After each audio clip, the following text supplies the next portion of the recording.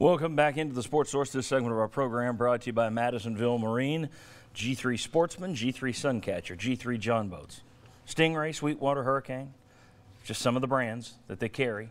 Madisonville Marine, all kinds of makes and models of boat at Madisonville Marine. Their selection is unmatched in East Tennessee. You got people that drive all the way from Nashville. You got people that drive all the way from Georgia to keep coming back to Madisonville Marine. MadMarine.com to learn more. There is no better place to buy a boat. All right, want to welcome in the next two members of the panel, both VFLs. We got Daniel Hood right here. We got Shazan Bradley right there. All right, lots of all fans on talk radio and especially on social media calling for an immediate coaching change right now. Shazan, congratulations. I'm giving you this one first. Okay.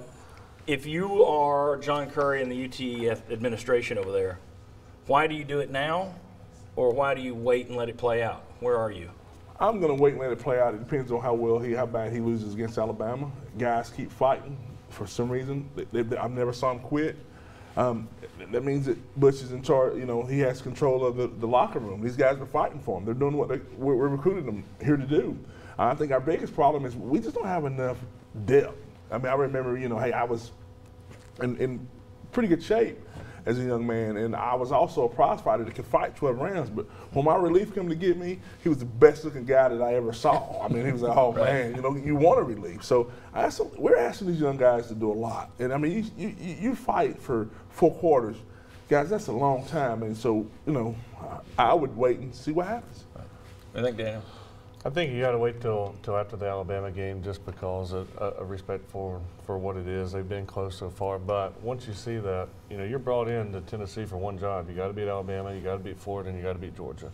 And right now, you're still not showing good progress against any of it. I think at that point, you got to make the move because too much negativity could hurt you even more going into the offseason.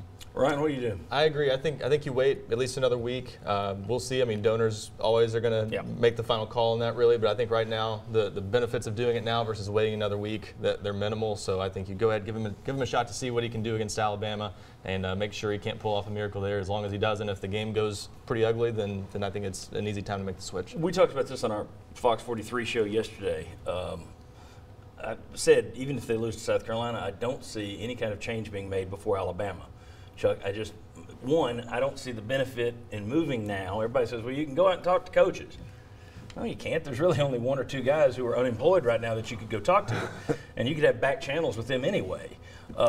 There's not a real plus to it at this point. And here's the thing. If you're going to go to an interim at some point in this season, if they go that route, and you want that interim to save the season, do you want the team's first experience with this interim to be a clocking in Alabama or maybe a Kentucky or maybe somebody down the road? What do? Are you making the move now? I mean, I'm pretty much on record as giving this thing time to play out, and then the obvious answer will reveal itself.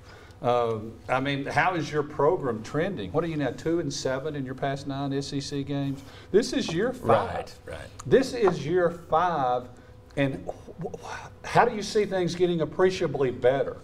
I mean, I think you just let it play out, and then I think after Alabama, there'll be some really, really tough decisions that are going to have to be made. I agree with Shazan that you got a lot of people saying, well, you got to do this for the players. Well, we'll talk about it a little later with Will Overstreet as well.